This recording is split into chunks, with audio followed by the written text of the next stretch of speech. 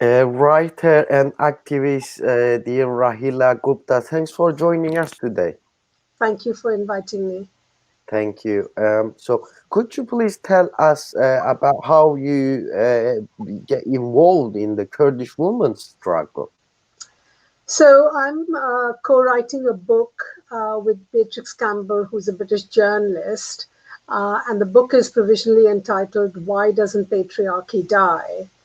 So, in that process, when I was doing my research, I heard Mehmet Aksoy talking at a conference about this place in Syria, which I had never heard of before, where apparently there was a women's revolution going on.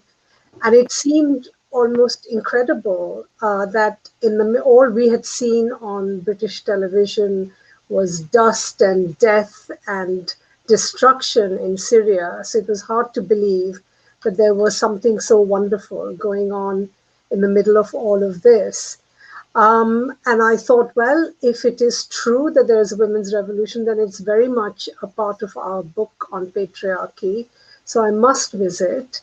And so, with the help of Peace in Kurdistan, I went to Rojava in 2016 to spend International Women's Day there, which was, just the most wonderful experience I have had in my life, I would say.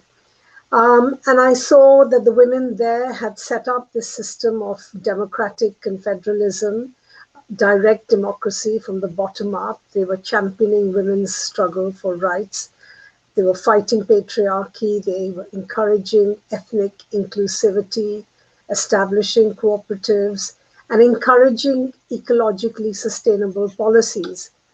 And they were committed to secularism. So every progressive cause you can think of was embodied in this experiment.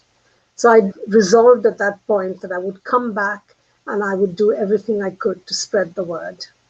Thank you. Why is the 100 Reasons to Prosecute Erdogan campaign an important initiative by Congress staff?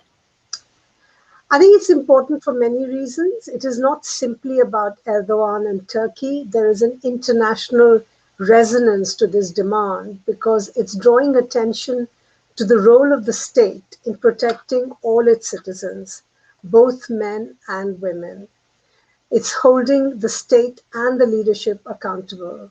So, if the citizens of a country are dying or being killed, either through the actions of a state or lack of action, then surely that leader should be prosecuted. I know we have international courts which prosecute leaders for genocide, but this demand is simply saying that violence against women needs to be recognized on the same level. And in every country in the world, women are dying because of male violence. So reframing your own struggle in terms of a global struggle is politically and tactically the right thing to do. The other thing is that each of the 100 reasons is populated by a woman or a child who has been killed by the Turkish state. So we can connect with these individual stories. They have names and lives and loved ones. They're not simply numbers. And Sakina Chances is number one on that list of 100 reasons. So along with Fidan Doyan and Leila Soilmuz, she was assassinated in Paris in January 2013, and the 8th anniversary of her death is on Saturday. So these are all very good reasons to launch the 100 Reasons campaign. Yeah, actually, it was your third question about Sakina Janssens. Why is it important to remember Sakina Janssens and the genocide in Paris that happened? Well, I think she's an amazing revolutionary with superhuman courage and commitment.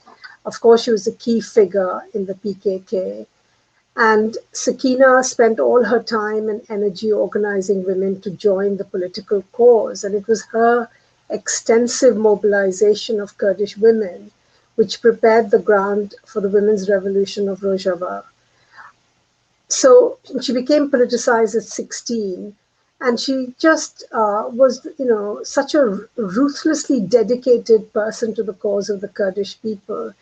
I remember reading the first volume of her memoir, And in that, she said that she was prepared to cut off her relationship with her husband, to divorce him, because until he came round to supporting an independent Kyrgyzstan. Now, that's amazing.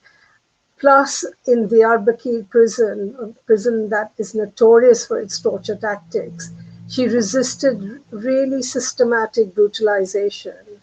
And it was her example that made sure that none of the women prisoners became agents of the state.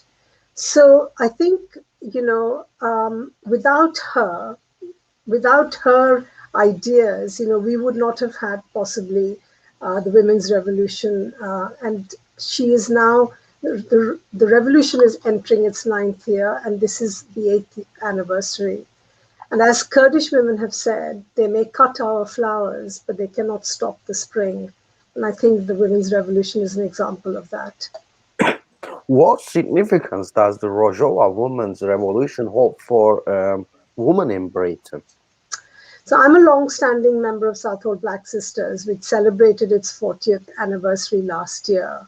And I've spent almost all my adult life campaigning against violence against women, against patriarchy, against racism and imperialism. And we have made very little progress. I mean, we have changed a few laws, and the state provides us with a few more resources, and it recognizes domestic violence as a crime against women. But the overall picture, sadly, is not very different. And this is something that's repeated around the world. So within that context, the Rojava women's achievements are absolutely phenomenal, and they're an inspiration to all of us. If they can achieve all that while fighting off first ISIS and then Turkey, then surely we can all do a lot more. Dear Rahila Gupta, writer, journalist, and activist, thank you for joining us today. Thanks for your comment. Thank you. Thank you.